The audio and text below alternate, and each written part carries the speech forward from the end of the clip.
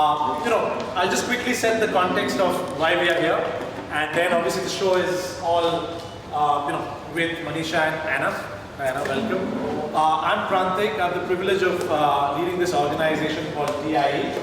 And I just want to give you a couple of minutes of context. What is TIE? Some of you are new to TIE, and I'll tell you a bit about TIE Women, and I'll request Dr. Vinika Rao, who's from INSEAD, I'm lucky to have her on my board as well, to give you a bit of context about the TIE Women program. So TIE is one of the largest organizations in the sphere of supporting entrepreneurship. Our tagline is fostering entrepreneurship.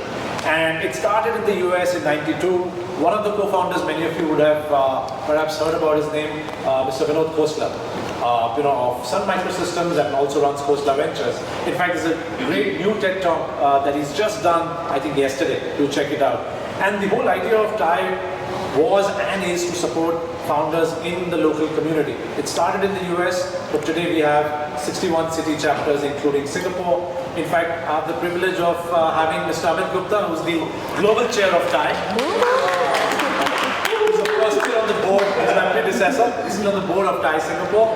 Really lucky to have him. But yeah, someone from outside of US and from Singapore heads TIE globally, right? And so, how do we, what's our reason for existence? It's really to sort of pay it forward and give back. And my personal, I've been part of TIE for about 5 years. Many of us probably do our own little thing to help founders, entrepreneurs in a little way. But I think when you have the power of the collective, sometimes it just gets easier to drive a movement or create a pathway as a collective, and you can hopefully do much more than what you are able to do yourself. So that's the reason I joined TIE. And TIE, at the end of the day, when I say give back and pay it forward, how do we do that, right? Essentially with the resources that we're all blessed with: time, attention, network, connections, sometimes money, sometimes feedback, and that pretty much, all of that encapsulates into the program called TIE Women. And so TIE Women, is one of these global programs that we run, and I'll request Dr. Vinika to share more. The idea is it's a global startup competition for women-led startups, right? And the idea is, at the core of what we do at TIE, it's really all about inclusivity. It's about giving the right platform and opportunities.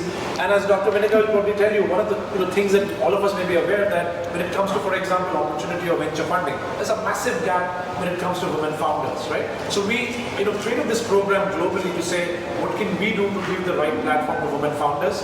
It's been running for a few years, and the way this works is every city chapter that participates, they have their own little competition. So Singapore would have its own competition where women founders are invited to pitch, present. They are supported with mentorship, supported with guidance. There's prize money to win as well. We have Microsoft as our partners who also sort of would provide cloud credits in different ways, like I said, that we can give back and help founders. And the top 3 winners then sort of get to participate at the global finale, which typically happens at the TIE Global Summit, which Singapore hosted last year in Singapore, obviously, and in partnership with SFF. This year that's happening in Bangalore in India, right? So we're hoping, the reason of existence for this program and the reason you guys are all here, we're launching TIE Women today. From TIE Singapore, Pratima, she's driving this program under the stewardship and leadership of Dr. Vinika. Manisha has been supporting the cause, and she said, look, I'm going to volunteer the office space. She's worked very hard to get this program lined up. Anna, who's obviously a celebrated founder and an active angel investor, she's also on my board. Very lucky to have Anna. But we said, look, let's get the program started by just having a real conversation about Anna's journey as a founder, as an investor, and real stories in an intimate setting. You can obviously ask her questions eventually. And my only sort of call to action ask is, do share. There's a link and a QR code that we'll display. If you know of good female founders, or if you are one yourself, please do sign up. Because we're going to sort of over the next 2-3 months, we're going to have this initiative running. We're looking for good female founders from the region to sort of onboard into the program. And hopefully we'll get to meet some great startups, and not only do they win, they succeed. And hopefully we'll have, just the way Amit's made his way from Singapore to TIE Global, hopefully we'll have Singapore founders winning big at the TIE Global Summit. So with that, I'm going to request Dr. Vinika to please come over and share a bit more about TIE Global. Thank you, Prantik. So first of all, it's such a pleasure to be here. Quite a privilege actually to be here both on behalf of TIE and on behalf of INSEAD. These are two organizations that believe very strongly in the ethos of everything that Thai Women stands for. So I'm really happy to be here. Prantik has, of course, told you everything I was going to say, so I'm going to talk about something different. Perhaps what's important is, in my day job, I work in the field of DEI. I run centers for research. I teach diversity and inclusion. So everything that we're trying to do at Thai Women resonates very deeply with me. And I know it also resonates deeply with all the women in this room, but also I know for sure Amit, Jeff, Prantik, all of whom are very active he for she champions, and it's something that we all feel strongly about, because gender imbalance is never a problem for any one gender, right? It creates problems for all of us. Why is what we're trying to do with Thai Women, TiEmpowerHer, such an important cause even today in 2024? So, I work in academia, you have to forgive me, I love my statistics. I'm going to use a few. Rather sobering, unfortunately. So I was just looking up the numbers for venture capital funding that has gone to founders in 2023. Now the percentages for female founders, let's take a few examples. In the US, 2% of the total went to fully female founded firms. In Europe, 1.6%. In Africa, in the last 4 years, only 1.5% of the money raised has gone to female-run businesses. A statistic closer home from Asia Pac that Google just published says that only 6% of startups have female founders. So clearly something is still dangerously wrong. Another sobering statistic, in terms of financing inequities, the gap right now for women entrepreneurs is $1.7 trillion. And if you're like me and obsessively follow the Global Gender Gap Report that comes out every year from the World Economic Forum, in June of 2023 they published their latest statistic for how long it's going to take for balancing global gender inequity. It's at 131 years at the current pace of change.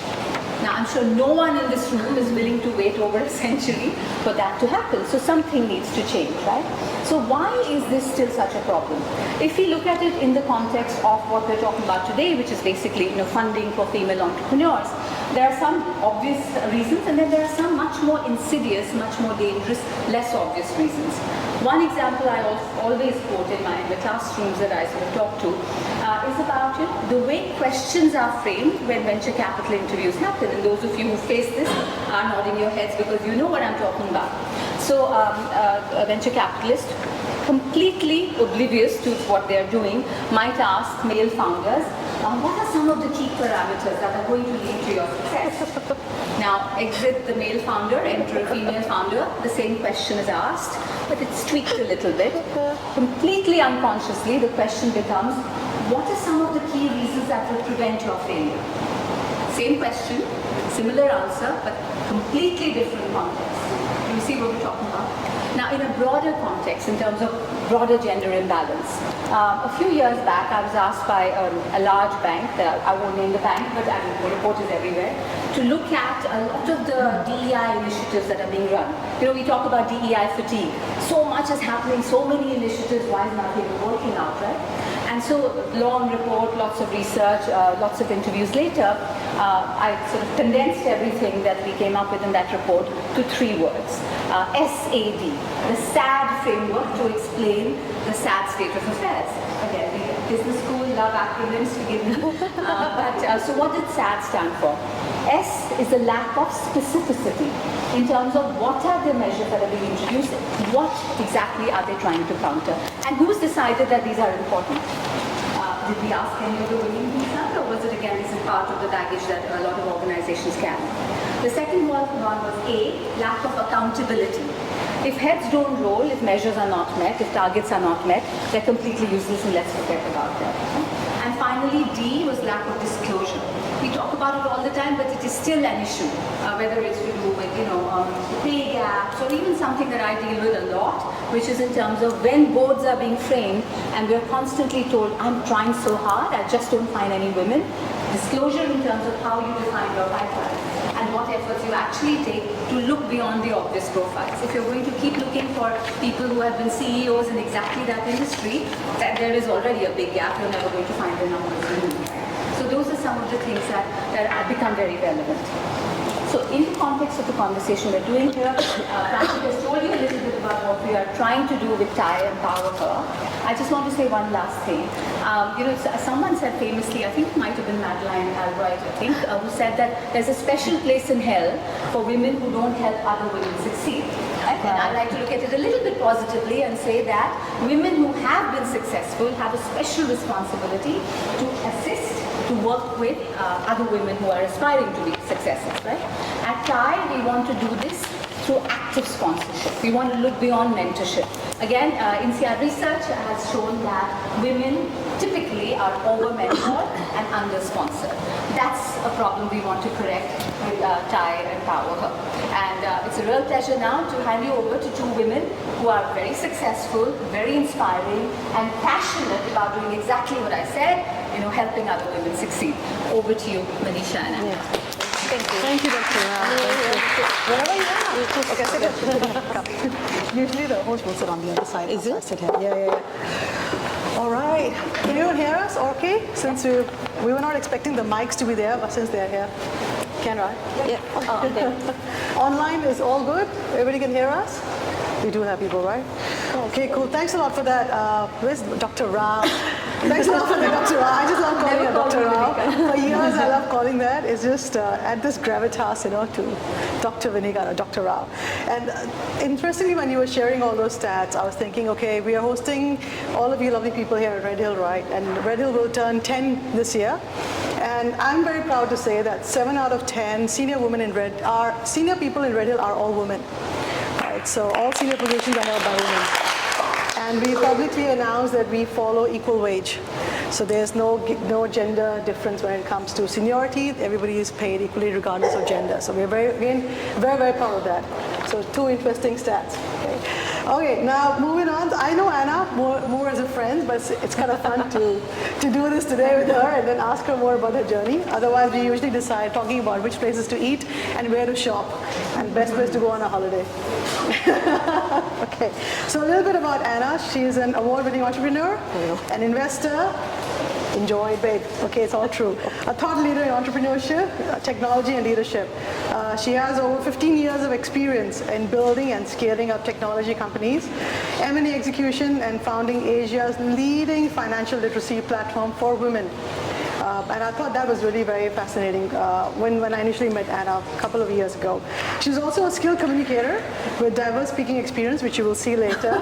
But interestingly, not just fundraising pitches and conferences, she's also hosted like TV documentaries, right? So she's really kind of like up there, and also podcasts. She possesses a wide professional network of technology startups, finance, female communities across ASEAN. And again, her experience in technology, banking, finance, retail, pretty much she covers all of the gamuts, right, of industry. So my ask for all of you is bombard her with questions, right? Even though we set aside an hour, we'll probably be chatting for about half an hour-ish, and then just ask her away all the questions, right? So thanks a lot for coming here today, and thanks a lot for being our guest for this special evening. I want to get started by asking you firstly, what really got you started on your entrepreneurial journey? Because you were, back in the days, you were with UOB, and then you sort of pivoted into becoming an entrepreneur. So leaving that comfort space and moving, what really got you started onto doing your own thing? First, thank you everyone for having me. I'm actually very shy in person, so and after 3 great speakers, I'm a bit nervous. So I didn't start my journey wanting to be a founder. In fact, starting my own business was the last thing I wanted, because my dad has a business in Indonesia and it failed. So I grew up not growing up with my parents, seeing my parents fight for the business, and really I left them at 11 years old to come to Singapore, and the whole time I just see how they struggled having a business. So I told myself, I don't want to go through this life. I want to have a stable income, go to work in finance, and just earn money and make sure that I have a stable job. So that's why I fell in love with finance in university and was in banking for about 10 years. But what happened was why I left banking. Usually I don't really tell people the real reason is because I actually have a lot of health issues. I had precancerous cells, I had 2 surgeries and really 3 months MC. And it's quite funny because after my 3 months MC, I went back to work. So I went for the surgery alone. I didn't tell anyone, right? I came back and then my mom was like, where did you go? And I said, oh, I went for the surgery. And she started crying. And she was like, why didn't you tell me? And I was like, yeah, because I didn't want to see you cry, right? So long story short, I went back to work and half of my face was paralyzed. Like I can't close my eyes, I can't smile. And I thought, okay, you know, I have given a lot to the bank. And I wanted to take a year break. So, but before that, I realized that I was very, very fortunate. I wanted to give back. And I wanted to start a financial literacy platform for children because, you know, my whole life I have seen how my parents manage their money. I have seen how they, my mom took on credit card debt, and you know, I know that being the oldest daughter, I have to be the one paying it off. So I asked myself, why was this not taught in school? You know, in Singapore we are asked to be good in everything, in finance, in maths, in science, in English, now probably in tech and AI, right? But why not personal finance? So I wanted to do really a financial education for children because I think money habits should start young.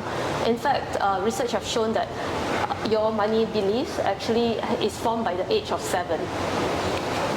But what happened was I had a business partner. Before we launched, she told me I don't want to do this anymore. I want to stick to my day job. So then I go like, okay, what should I do? Because I'm not a very good educator. I can't teach very well. I'm very impatient. So I thought, what is the most overlooked and underserved market? And I thought it was women. Okay, this is literally 10 years ago. Financial institutions don't talk to women in the way that we understand money. And you know, if you ask, okay, there's a good mix of men and women here, right? I'm quite sure if I ask the men here, what is your financial goal this year? A lot of them will say 15 to 20%. Okay, if I ask the women, most of us will answer, I want to take care of my children. I want to plan for my parents. So the way we look at money, the way we think of money is very different. And that's what we wanted to do with the New Savvy. I think, so speaking about funding, okay, so I made a lot of mistakes. Very happy to share with all of you all my mistakes. But one of the biggest things that I learned was I quickly raised my first seed funding of $500,000 US. But I think while my investors were great, I think I raised from the wrong type of investors. Throughout my journey, it was my first time being an entrepreneur. I made a lot of mistakes and I couldn't ask for help because I didn't know who to ask and what to ask. So yeah, that was my first business. Okay, well, thanks a lot for that. I didn't know some parts of that, but thanks for sharing. Well, okay, you mentioned the New Savvy, right? So in 2015, you started it, which is Asia's leading financial investment and career platform for women. The platform has an outreach of 80,000 subscribers, which is commendable, and a very engaged community, right, across 5 countries. Now, the main reason that you started this was, like you say, is to empower women to make better financial decisions, right? What were some of your learnings, and is there sort of any interesting story that came out, apart from the fact that, yes, it was the first one that you started, you could have picked better investors, the 500K, you kind of felt stuck, don't know who to ask, what kind of questions, but is there any things that you learned from there that helped you to the next one? So, I think the biggest learning I had with the New Savvy was, so we were growing very quickly. You know, we had a lot of subscribers, we have a lot of website hits, and I wanted to raise more money because eventually what I wanted to build was a financial investment platform for women. But what happened was we were hacked. Basically, it's quite a dramatic story, but I noticed that there was something wrong with the website, you know, and slowly I was losing a lot of data, and then I asked all the developers like, okay, what is happening? And they were like, you know what, just wait for the ransom email. So then eventually 1 week later, the ransom email came and they asked for 30 Bitcoins. Okay, and yeah, it was I think then it was about 200,000 as in total, and I can slowly see the website, like it was really slowly fading, and one day it just gone, right? So I didn't know what to do. Luckily, I think one good thing about communities and people are the tech communities, all the developers actually came to help me. They were not, I didn't hire them, I didn't pay them, but they all rallied to help us because they had a lot of sense of duty, I think. But I also learned very quickly that first, that is not my strength. Like I'm not a tech person. That is not my strength. I actually wanted to give up. It was really hard. I think, as a lot of the females here will know, I was 34, not that young, but I thought, I was a young leader. I was a leader. My team had 12 people. When I come to work, I cannot cry because you cannot show emotion. You want to be strong, right? But at home, when I went home, I completely went unhinged. Yeah. So if some of you know, I can drink a lot. Like, so during this time, during this time, I can finish like a bottle of like whiskey by myself. 3/4 bottle at night. Yeah. Then I asked myself, like, okay, why did I start it, right? What was the purpose of doing this? Because if it's just to make money, I think going to banking is a better way to make money. So what I did is I told myself, okay, I really believe in the mission, in the purpose, but I clearly know what are my strengths, what is my team's strength. So we pivoted to being a community play. We were in 5 countries: Singapore, Hong Kong, Malaysia, Philippines, and Vietnam.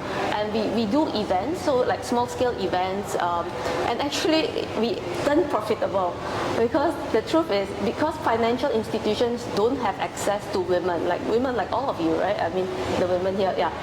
If you go to any financial events, it's mostly men.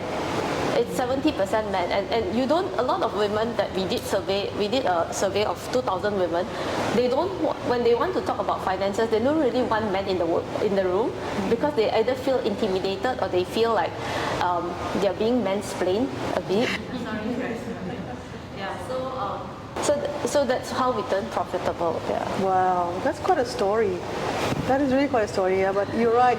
Somehow the way that women interact, the relationship with money is slightly different, and the way we talk about it, because we want a different outcome from it. Like you said, based on your survey, women would want to take care of families, take care of parents. So the outcome that they seek is kind of different, whereas men look at it quite differently. It's probably a means to achieve something more and more and more. So from financial savvy, you moved, interestingly, from then to F&B. Right, in 2022, you moved to F&B investment with Gourmet Food Holdings, right, that owned 5 brands and close to 30 restaurants. I also went to it, the Sutta. I kept going again and again. The food was amazing, and opened several restaurants across Singapore. What was the trend that you caught early? Because I feel that is something that entrepreneurs or startup founders need to know. What is the trend? And you caught it up so early. That's why opening 30 restaurants is no small feat, right? So what is your advice to startup founders who want to make sure that they catch the right trend and they don't get sort of distracted by the shiny new thing? So another interesting story when so Gourmet Food Holding, we are actually an investment fund. So we raise money from investors. It's a bit like a VC, and then we buy restaurants. We buy them. We acquire majority and scale them up.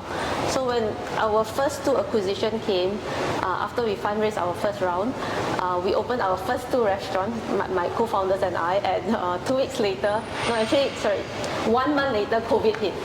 And I remember having this conversation at one of our restaurants between the co-founders, right? They said, what is the worst case scenario?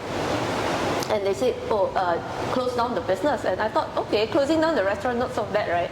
And they said, no, close down the business. Like, that means we let go of all the restaurant and return investors the money. And yeah, and I think that day, I remember that day feeling a sense of dread. Like, I'm not sure if you still remember 4 years ago when COVID started, right? You kind of know something is wrong, but you can't really tell how bad it's going to be. Yeah, so for me, what we did, I think what really helped us while it was a very difficult period is we did a lot of influencer marketing. We actually send food to influencers during this time and do a lot of digital marketing where people are still really trying to figure out what is happening, and we just expense the food, and because there was this sense of we want to fight this solidarity among everybody, right? We want to fight this together. People were looking for new ways to I guess to get their food because you can't get out now. So we were very lucky we caught that early, and because of that we have a very high brand recognition during that time, and that led to us having very preferential rates for rental. So some of the restaurants that we have are in very prime location. It's first floor right in the middle, and the rent that we're paying is, I will say, it's almost 50% lesser than the other tenants. Yeah. So I think one of the advice to answer you is really, and this is what I tell my teams, right? Like we really need to think differently, and you really need to think in the mindset of the customer or your clients, right, or the people that you're serving, because and always challenge the assumption, because people always, I mean, some of my team, while they were quite young, they always tell me we cannot do this, and I always like to say, why cannot, right? Because a lot of time our natural instinct is to say, no lah, cannot lah. And I always ask, like, why cannot? Yeah. Sorry, Singlish. No, that's okay. Yeah, no, I love that. So I'm just taking down notes, right? So think differently, always challenge the assumption. So, and I think what you shared is interesting. You said that you pivoted towards influencers because everybody had a lot of time. Suddenly everybody was on social media. People were just browsing, and that was the best way to sort of capture. What about delivery? I remember somebody mentioned that you started packaging some of the recipes and it was delivered. And it was me and one of our friends, we were fighting over it. Do you remember we came to your place for dinner and then there was only one packet left, and then I was eyeing it and she was eyeing it too, and then it ended up and I gave it to her. But that was something interesting as well. I think it was the packaging that was done in a way that people can bring it home and they can enjoy it, and eventually you sample a little bit and then you can bring your family and friends to the restaurants. And I remember the one at Funan had fantastic location. You're right, it was right at the entrance, the glass all around, and the moment you can't miss it. Yeah, you can't miss it. Cool. So switching gears a little bit, so I went from the new savvy, which is financial, empowering of women with content and community, to F&B. Then for F&B, then most recently last year you founded Zora Health, which is Asia's leading fertility, reproductive, and family health platform. And the mission is to empower every individual to embrace life with options and without limitations. And I know that it is something very close to your heart, and also your own experience. Can you share a little bit more about that and how you sort of embarked? Because if you look at it from an outside in, it seems almost like a shift, right? You move from financial community, then you get into food, and then now you're into like health. How do you do that? Because usually founders tend to stick to what they know and just take it from there. But you seem to be hacking it all. No, I think I have a very haphazard career. Sometimes I'm almost embarrassed of it. But I think what happened was, after running F&B for 4.5 years, and most of that time, 3 years, is actually during COVID. It was really brutal for us. When running F&B, I wake up at 7 a.m. I will start drinking at 11 a.m. No, otherwise I cannot cope with it. Like, I cannot cope with all the complaints, and I'm doing the one person doing the order taking and complaints, because you have to remember, in 2020 people don't have online delivery. It's not like today, right? And even Grab, then it took them very long. We took us very fast to pivot to delivery. So, but I started drinking at 11 a.m. I just say, if I cannot cope with the day, I'll sleep at 2 a.m. answering people, right? So it was really very brutal. But what was the I think a few points why I left, again, was health issues. I had 5 surgeries in 2022. Nothing major, but I thought, okay, do I really want to do this? So we closed our full the fundraising, and I promised my co-founders that I will definitely stay to fundraise until we close our full amount. And then because we raised from institutional investors, the mandate was to open more restaurants. So by the time you have close to 30, and the dream was to always open more and to go for IPO, right? And I asked myself, okay, do I really want to do this? If I'm to do this, it's another 5 years, right? Do I really want to open more restaurants? Or do I want to go back to tech? I think I've had a person who really loved the tech community. And I thought, okay, maybe this is not for me. And I requested to step down, and it was quite difficult. It's like giving up your child, right? Like your teen. I guess I don't have kids. I'm not married, but I guess it's as close to me having a kid. So then I remained on the board, and I thought to myself, okay, what do I want to do? And being typical millennial, I said I want to YOLO for a year. And I said I just want to rest and really find out what I'm really passionate about, because I haven't stopped working since I'm 17. And I think that time it was very educational for me. I really met a lot of people. I learned what I want. And one of the things that I realized during this time was I thought that I was menopausal.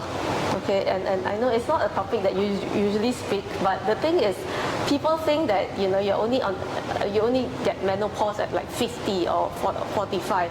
It's actually not true. It starts at 35. Yeah. So then what happened was I told my boyfriend, who is a doctor, I said, hey, I went to Google all the symptoms. I think I'm menopausal.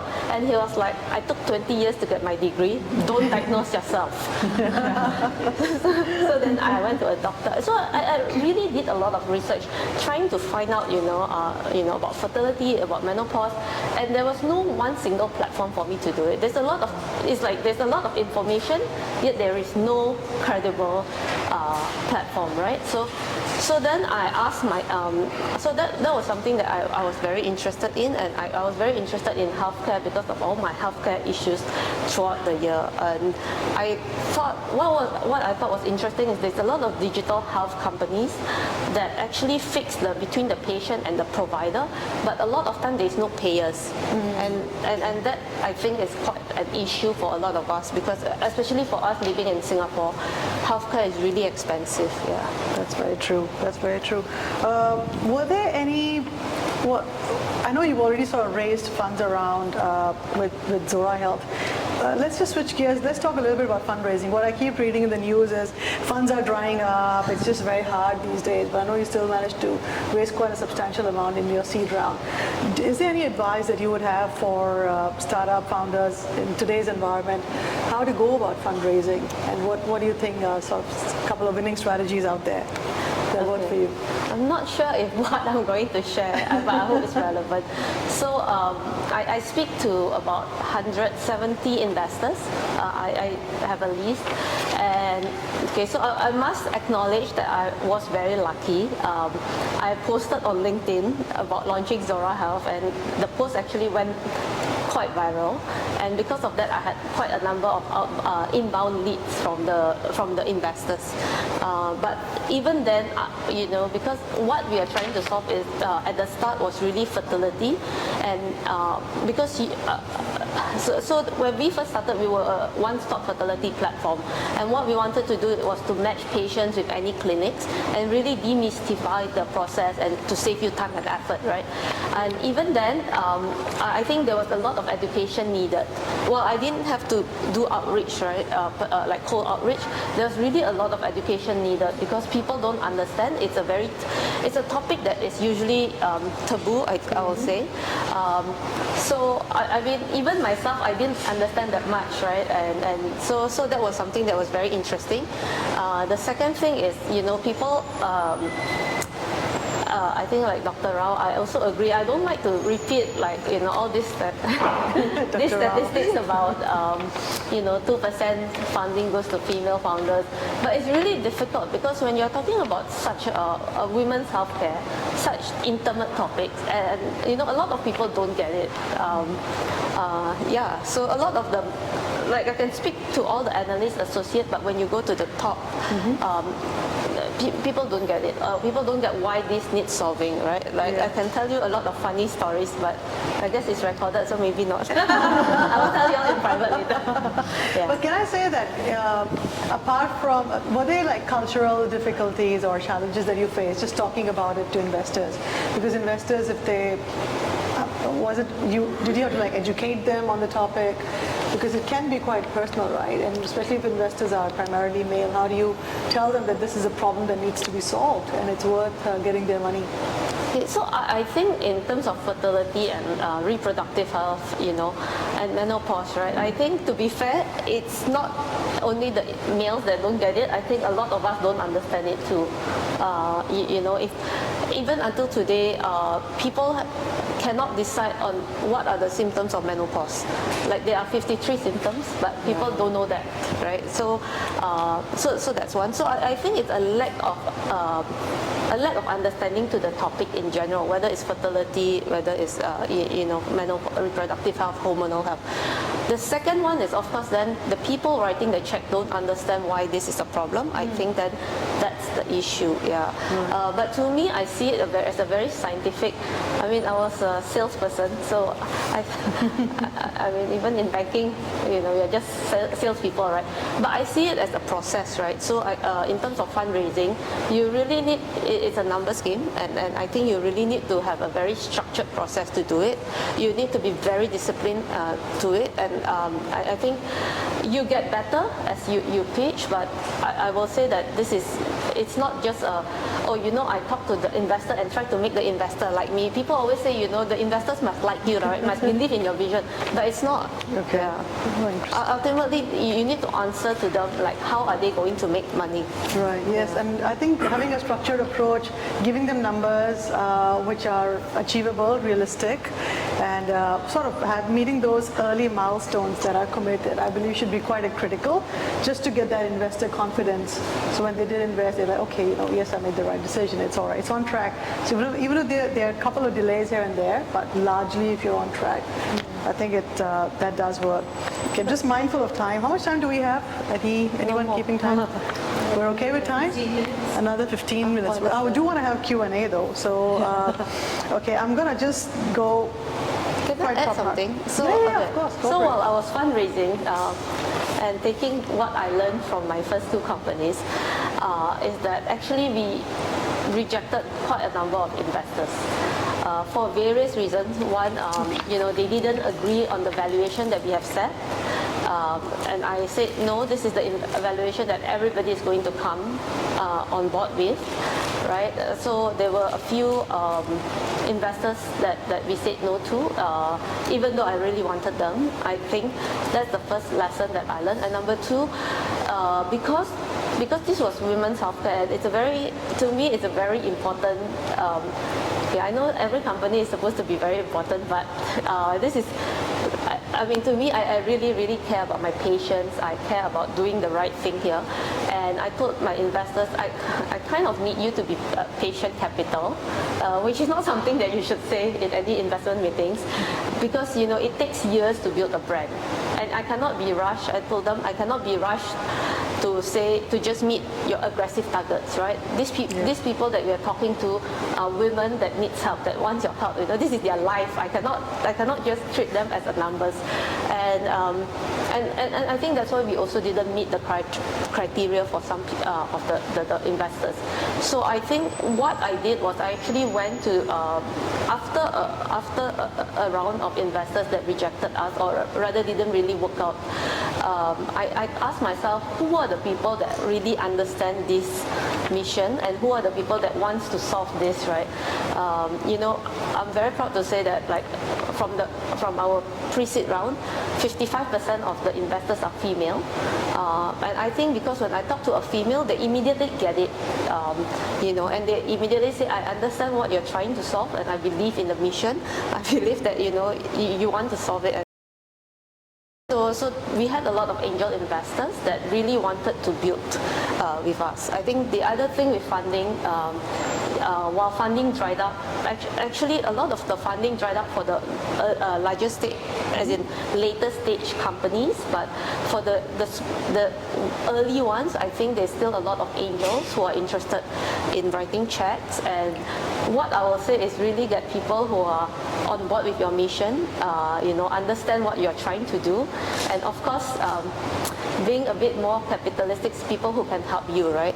So to me, I look very strategic investors, so investors who can refer us, either patients or corporates, investors who can, you know, refer us other investors, and also other founders that are in overseas who can help us to grow the next time we want to grow. Yeah. So I think it's very important to have the right investors who understand, like you said, the mission, the purpose of what you're trying to achieve. So they, like I said, these are people's lives. You can't just rush them, right? And also there's a lot of education process along the way. There are a lot of sentiments. I believe it's also quite an emotional process, right? That people would have to go through, those customers that you bring on board. So you can't just rush it. So I'm just going to switch gears a little bit quickly.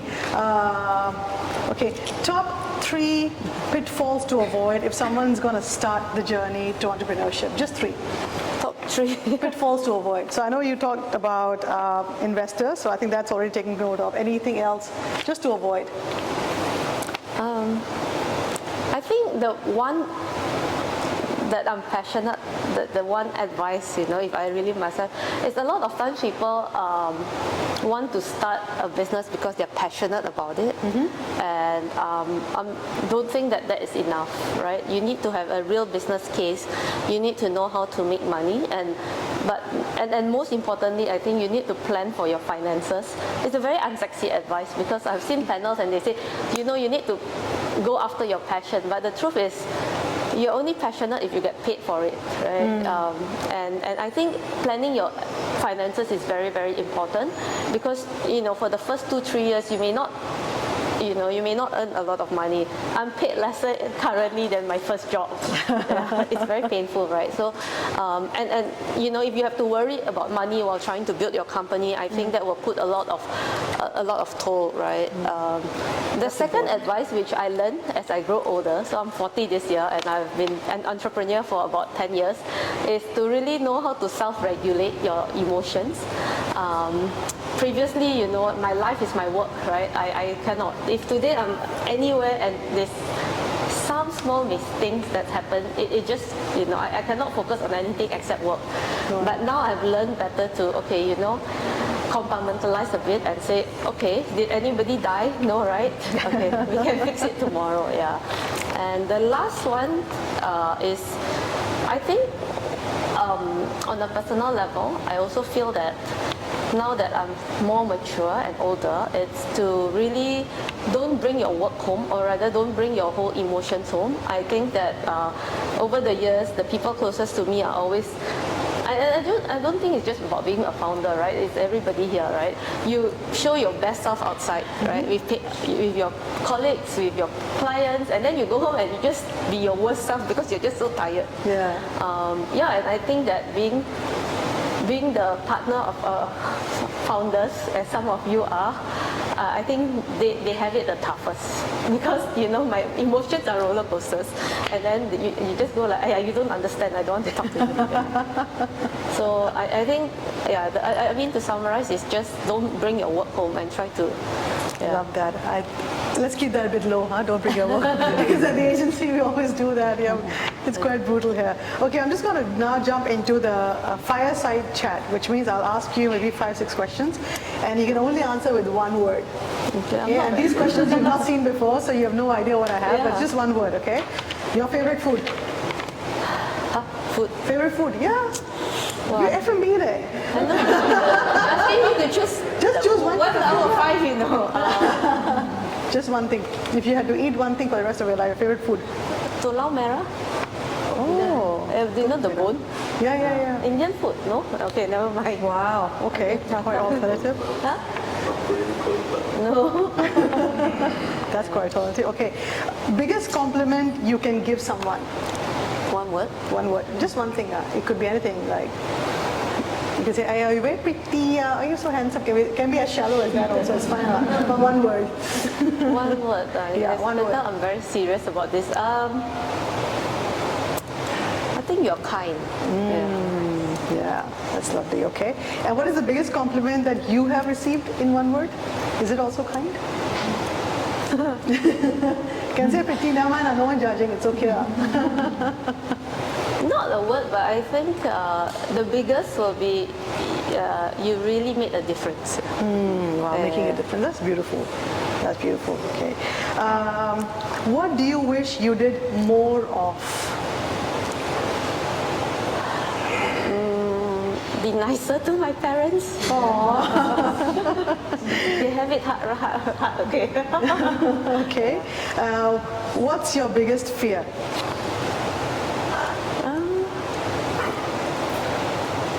Biggest fear, I think will be losing my loved ones. Yeah. Oh, Okay, sorry, can't do one word. sweet. Yeah. Okay. And if you weren't a founder investor, you would be Poker player. poker player. Sorry, I know. People watch out. And my last is, I know you mentioned that by 11 o'clock you're already busy drinking. You mentioned that you could have like 3 bottles of wine down in one day. But you've been sober, or you stopped drinking now for how many days? Yeah. So last year I woke up, I suddenly tell myself I'm going to quit drinking fully.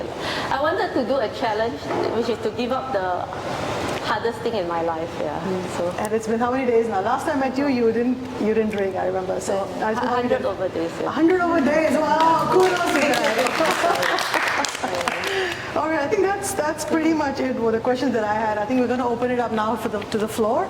Please welcome questions online, offline, guys. Please go ahead. Now you know a lot more about Anna's journey. Fire away. No question. Okay, great. No, wait. People are framing it. I'll be the first question. Go for it, man. All the pressure on you. I can see you really curated your brand, your personal brand. The question was, how important is it in your personal brand, and how has that had a multiplier effect on everything else you do?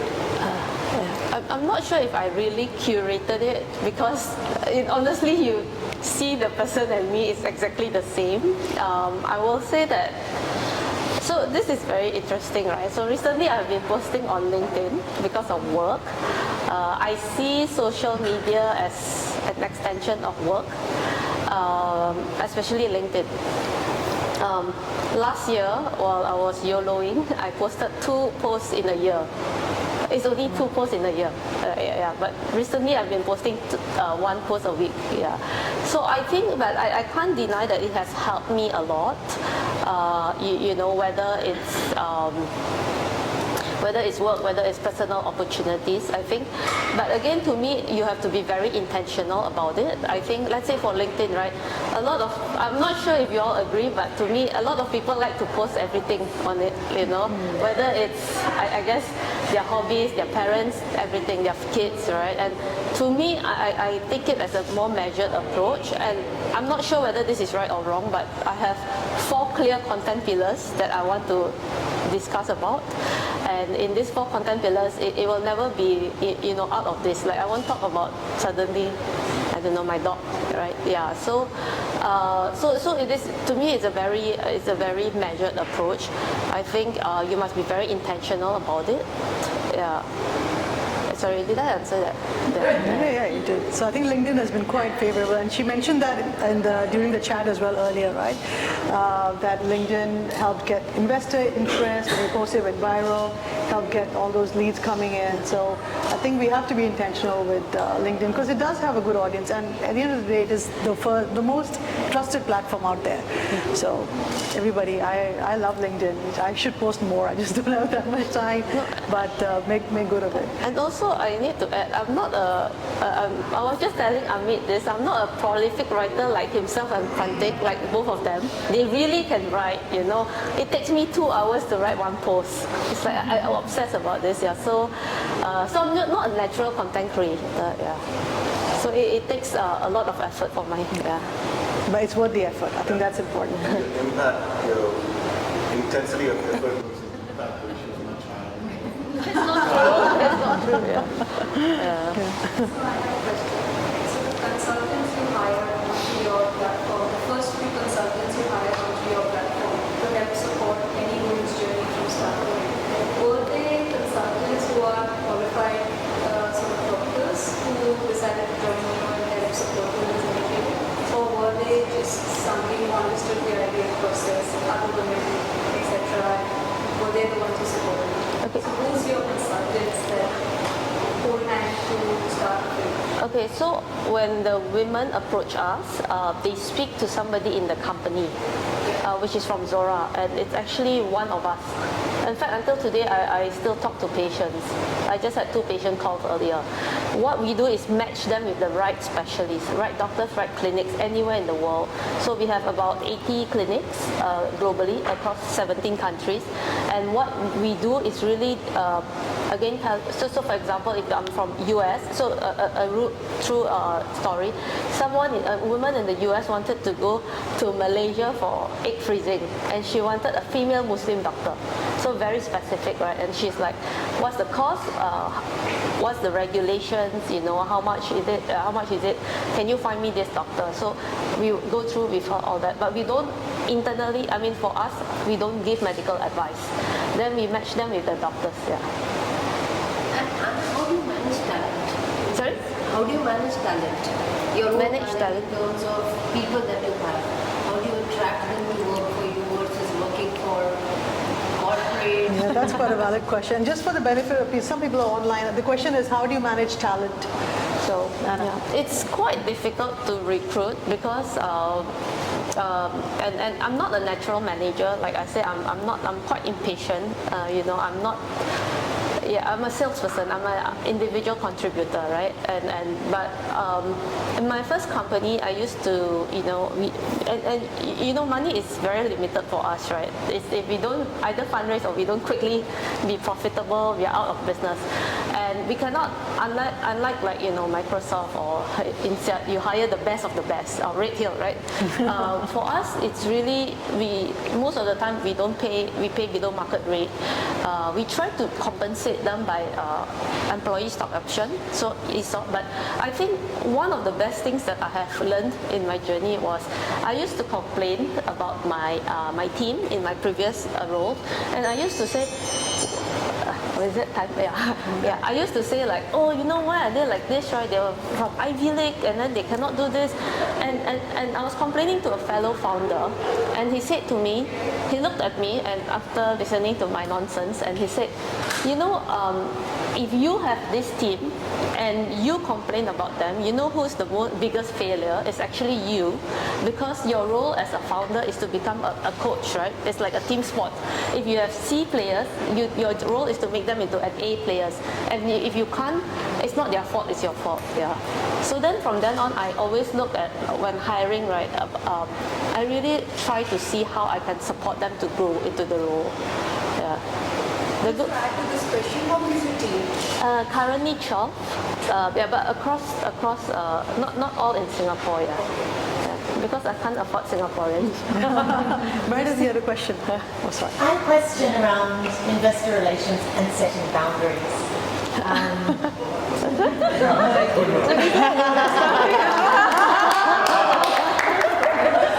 Okay.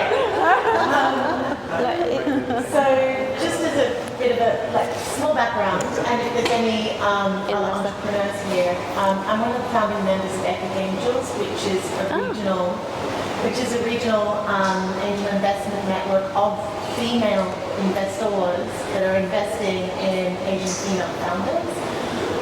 So I get to see a lot of different styles of investing, from the dumb money that you've spoken about, in terms of people that are just like, right, multiple investments, don't really know a lot about the subject matter, to the smart money, which is you sort of come inferring, right, you're like, I used to go after the dumb money, but now I'm going after the smart money in terms of the strategic investors and those who can really add value, you know. However, dumb money or smart money, you're still going to run into problems. The dumb money is going to be like, numbers, where are they, right? And your smart money, your strategic investors, maybe they're just a little bit too helpful. Or maybe they get a little bit offended if they don't take your advice. So I would like to know, for the benefit of maybe some of the budding entrepreneurs amongst everyone, what advice would you have for managing investors and setting those boundaries? And how, because you've had so many different interactions with so many different types of investors over the years. So it's very interesting because on the way here, because Manisha was like, okay, we want to talk more about fundraising. So I thought in my F&B we deal a lot with private equity because it was a larger sum cash business. And here I deal with a lot of more venture capitals or angel investors. The truth is, I've been very lucky. My investors have always been quite good. I mean, actually very good, and they never really give me issues. But one of the things that I did when I was fundraising is really to set the expectations. So I tell all of them, okay, if you're investing in me, my role is to grow the business. My role is not to always answer you. I will give you updates at least twice a year. But other than that, please don't bother me. So be on the front foot and manage the expectations from the get-go. Yeah. So it's kind of set the tone, right? Because I said, if I have to keep replying you, it's not really a good use of my time. My time should be either doing sales, growing the business, or managing the team, right? Yeah. So I think I kind of tell them upfront. And so far it's been okay. Yeah. I think just that piece of advice of setting the expectations up front is spot on. I think you said something very powerful earlier when you said you rejected many investors, meaning they were a curated group who you wanted to work with in the first place. I think that is and how you found that people are interested in your subject? Because I think that can be the way we should talk, that they should be interested in your business.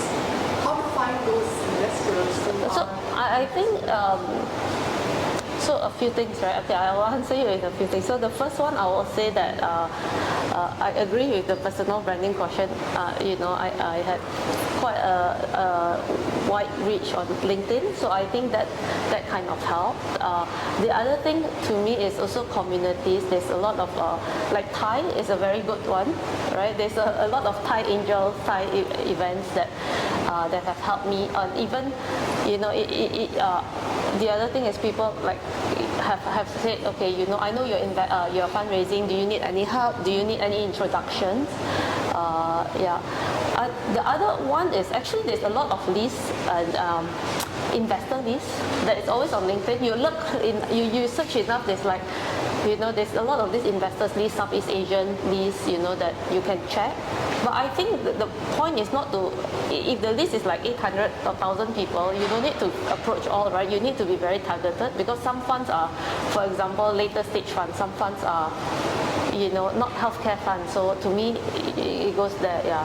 And the other one is really, I think a lot of it was also angel investors that I knew were interested in the topic. Yeah. So how do you manage your expertise, like moving from finance to F&B and now health and back to specific fertilizer? How do you manage that expertise, your knowledge I'm talking about? Like I'm from a finance guy class, we can do what we are. I'll be a bit like, okay, is that I need to, okay. So how do you manage that part? And this is a very specific area, not only to do the tech.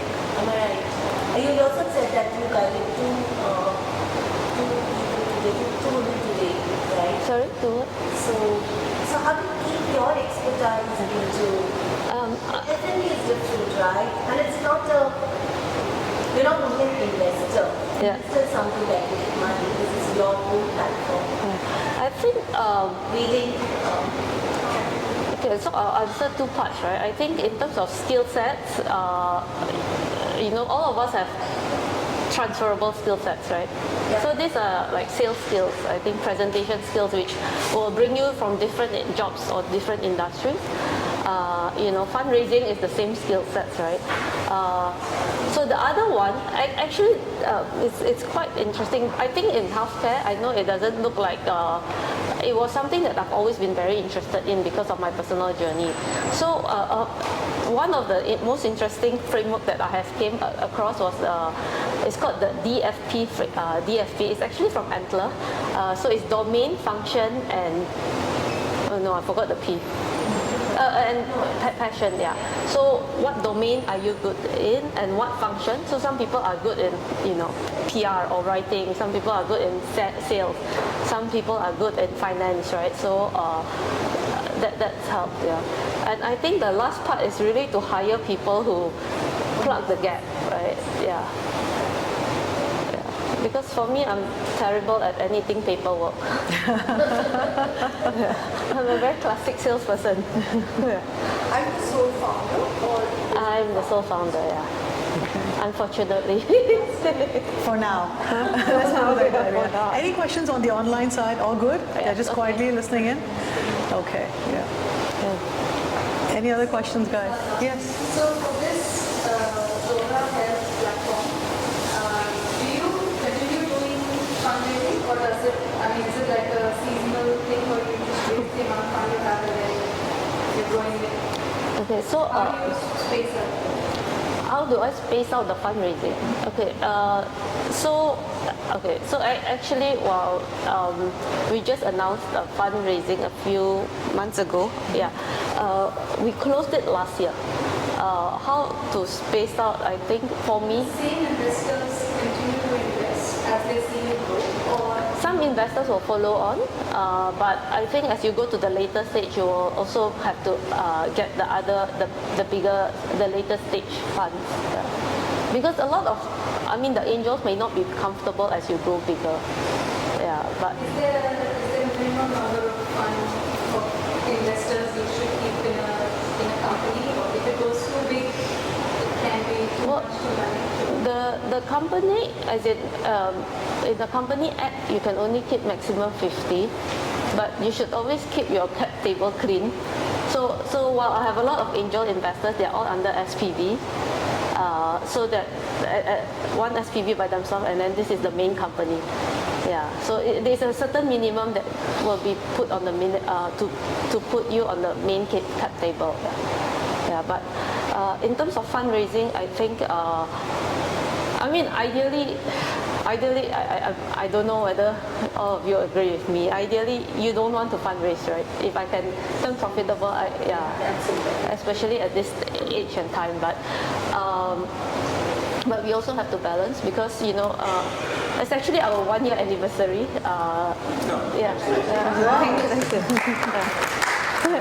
Yeah, so, and we have pivoted, or rather we have expanded our offering 4 times, from egg freezing, IVF, and now we are talking to corporate.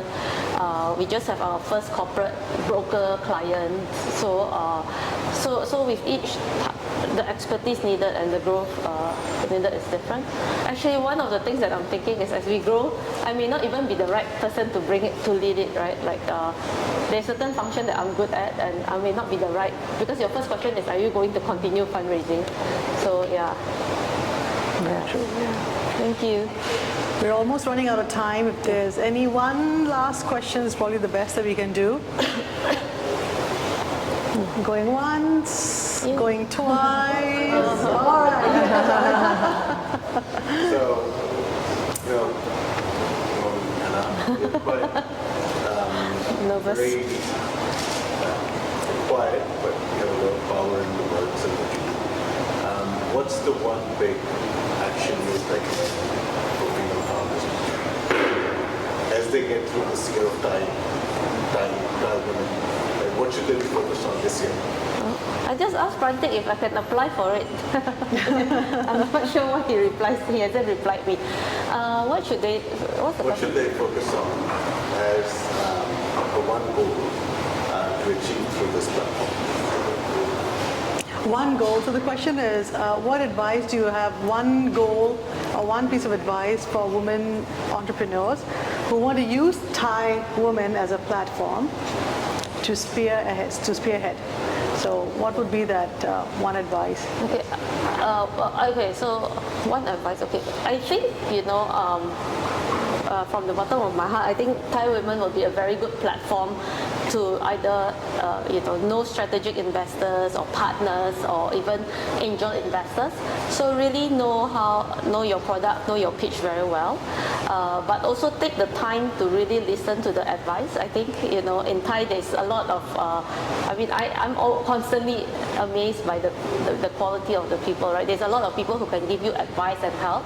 So that really helps. And but yeah, I think that's the only Great. Yeah. More nicely placed, Mr. Gentleman. I'm very honest. I don't. Towards the end. No, but it's a very good platform. So if anyone is thinking, please apply. And if anyone wants to connect with me, can connect with me too. Yeah, that too. Yes. Yeah. Thank you so much for coming. Yeah, well, thank you, everyone.